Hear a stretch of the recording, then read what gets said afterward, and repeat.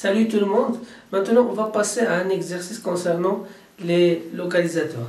Alors, l'exercice numéro 1 souligne les localisateurs et précise ce qu'ils expriment dans les phrases ci-dessous.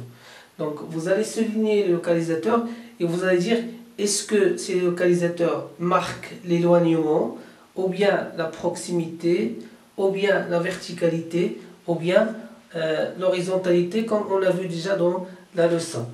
Donc, je vais commencer par la première phrase. Le collège se situe en face de nous. Le collège se situe en face de nous. Donc, vous avez en face de, c'est le localisateur. Donc, en face de, donc c'est dans le sens horizontal. Donc, pour marquer l'horizontalité. Donc, l'horizontalité.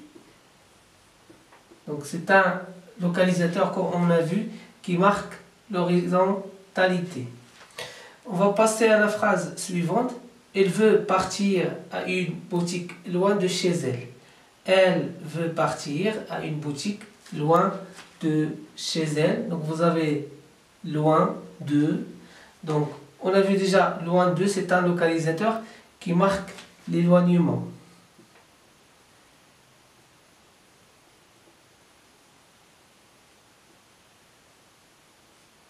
Donc, loin de, c'est un localisateur qui marque l'éloignement, c'est-à-dire tout ce qui est loin. Vous devez lire ce livre qui est ici. Vous devez lire ce livre qui est ici. Donc, vous avez ici. Quand je dis ici, c'est un localisateur qui marque la proximité. C'est-à-dire proche, tout ce qui est proche, proximité. La proximité.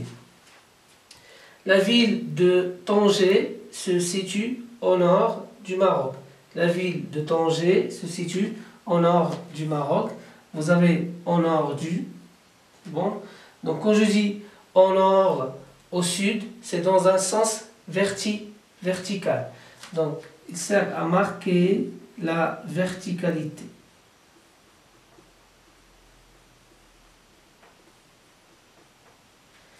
Dernièrement, je me trouve maintenant devant la mosquée Koutoubia. Je me trouve maintenant devant la mosquée Koutoubia. Donc vous avez devant, quand je dis en face, devant, derrière, tout ça. Donc ce sont des localisateurs qui marquent l'horizontalité.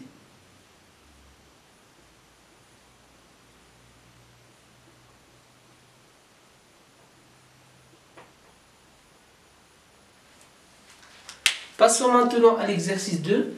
Complète les phrases par un localisateur convenable. Donc, comme vous voyez, vous avez des vides. Donc, vous allez compléter ce vide et compléter les phrases par un localisateur qui convient à chaque phrase ou bien convenable à chaque phrase. Donc, ici, vous avez moi, il y a un grand tableau. Donc, je peux dire à côté de moi ou bien en face de moi ou bien derrière moi, etc. Donc ici, je peux dire en face de moi, ou bien derrière moi, etc. Donc en face de moi, il y a un grand tableau noir, ou bien à côté de moi, il y a un grand tableau noir, ou bien derrière moi, devant moi, etc. Donc la phrase suivante, si tu arrives aux villes, appelle-moi. Donc ici, je peux pas dire au côté ville. Je ne vais pas dire en face ville. C'est bon? Ici, tout simplement, je veux dire, si tu arrives au centre,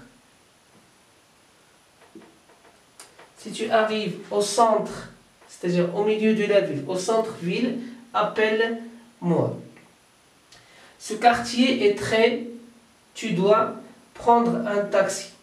Tu dois prendre un taxi.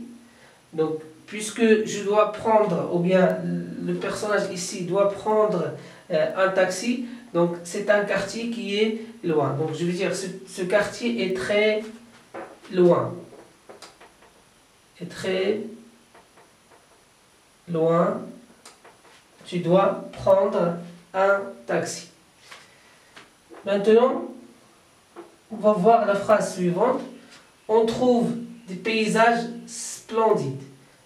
On trouve des paysages splendides. Donc je ne vais pas dire en face de on trouve. Je ne vais pas dire à côté de on trouve. Donc tout simplement je peux dire au sud. Au sud, à l'est, à l'ouest, au nord, etc. On trouve des paysages splendides. Donc, elle s'assoit, un pupitre, donc la table, un pupitre. Donc, elle s'assoit sur la table ou bien sur un pupitre de sa copine Sarah. Donc, à côté de sa copine Sarah. J'espère que vous avez bien compris cet exercice ou bien ces deux exercices. Alors, au revoir.